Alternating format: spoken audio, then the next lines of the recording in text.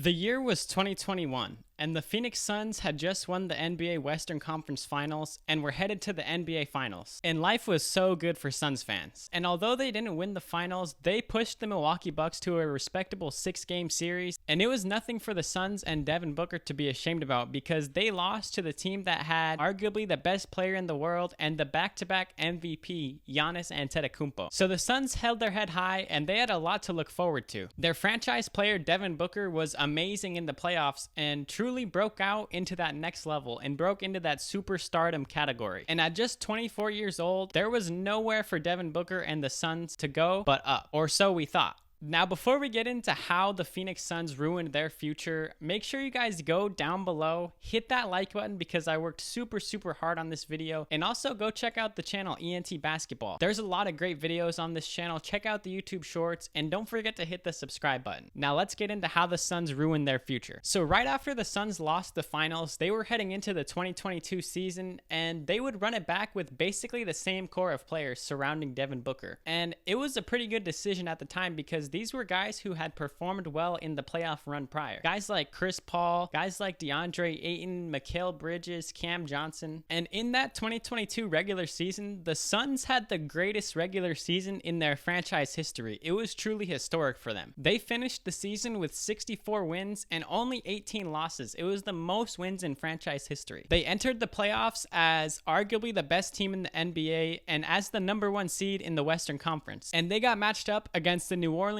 Pelicans, who at this time were without Zion Williamson due to injury. But despite not having Zion, the Pelicans actually made it a pretty close series. But the Suns would eventually close out the series in Game 6 with a good performance from Booker and winning the game 115 to 109, which secured their spot in the second round. But this is where things start to take a turn. The Suns moved on to the second round to play Luka Doncic and the Dallas Mavericks. For me, looking back on this series, it's one of the most memorable series in the playoffs of the last few years, in my opinion. The Suns won the first 2 games at home and then traveled to Dallas, where the Mavericks won 2 back-to-back games to tie the series at 2. The Suns then won Game 5 and the Mavericks won Game 6, which would force a Game 7. So it's important to note that up to this point in the series, the home team has won every single game in this series. The road team has not won a single game in this series, and the Suns are playing on their home floor in Game 7. And so in the biggest moment of the playoffs, with a trip to the Western Conference Finals on the line, and the Suns got smoked. The Suns just did not show up for Game 7, and the game was pretty much over before it started, as the Suns were down 30 at halftime with the score of 57 to 27. And the lead was just too much for the Suns to overcome, and they got embarrassed on their home floor in Game 7 and were bounced from the playoffs in round 2. So they regrouped, and in 2023 they brought back basically the same core of players to start the season. But in the regular season in 2023, this Suns team just looked very beatable. It looked like the age of Chris Paul had finally caught up to him. DeAndre Ayton didn't really turn out to be the player that we all thought and kind of knew that he could be. And also he had a pretty public falling out with head coach Monty Williams, which also did not help at all. So this team did not look like the team that won 64 games the year before, and definitely didn't look like the team that went to the finals 2 seasons ago. And at this point, it kind of seemed like a big change was needed for this Suns team if they wanted to continue to contend. And so at 1:15 a.m. on February 9th, 2023, Woj dropped the bomb on us that a blockbuster trade was made and the Phoenix Suns were pushing all of their poker chips into the center of the table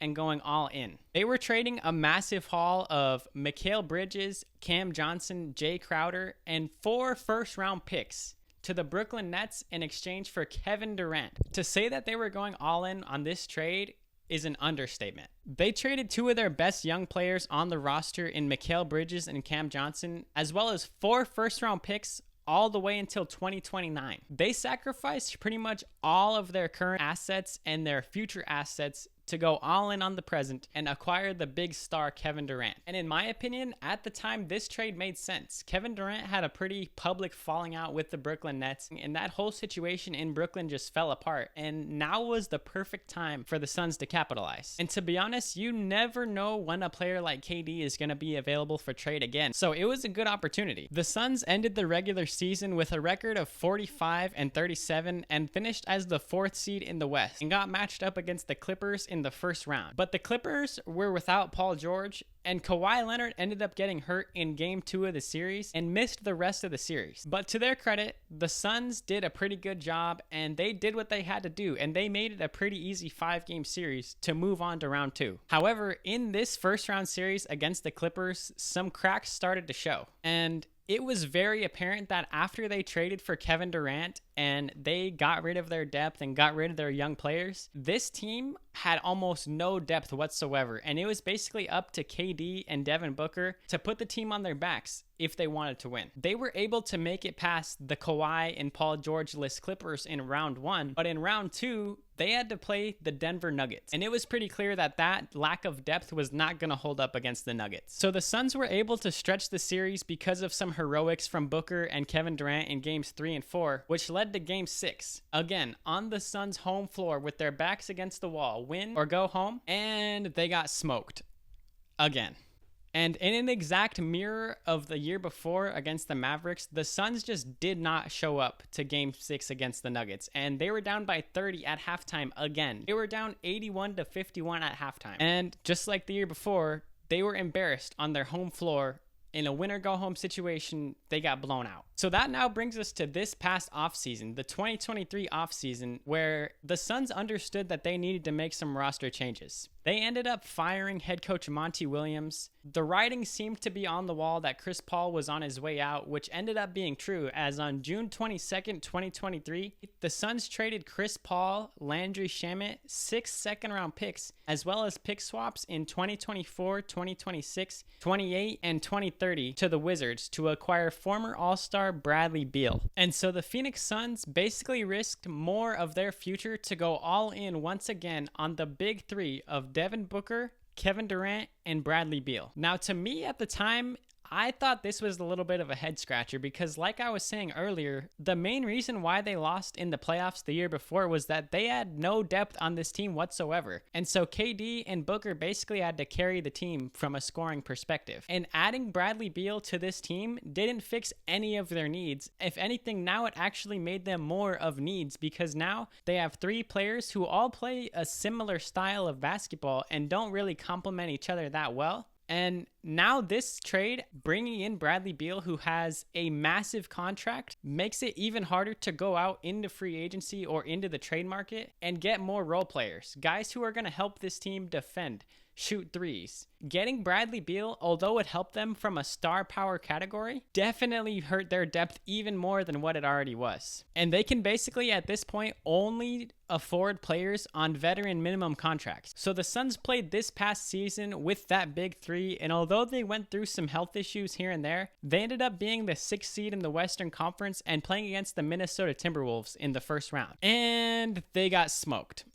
Again. For the 3rd season in a row, they were embarrassed on their way out, and they got swept in only 4 games against the Minnesota Timberwolves. Everybody's clowning them right now, and it is just going to be very, very hard for the Phoenix Suns to be able to contend for a championship with this roster, and it's also going to be very hard for them to improve their roster. They have 3 max contract players who are going to be hard to trade, and also Bradley Beal has a no trade clause, so literally you cannot trade Bradley Beal unless he agrees to it and is sort of working with them on the process of trading him. So blowing this team up isn't really an option. And it's also important to note that this team has 0 first-round draft picks from 2025 all the way to 2030. So this team has basically no draft picks. They have no young assets that they can trade to make themselves better. They're kind of just stuck. And with Kevin Durant aging, he doesn't have that many more years left, in my opinion, of being ready for him to contend for a championship. So I don't know where this team goes from here, which is why I think the Phoenix Suns ruined their future.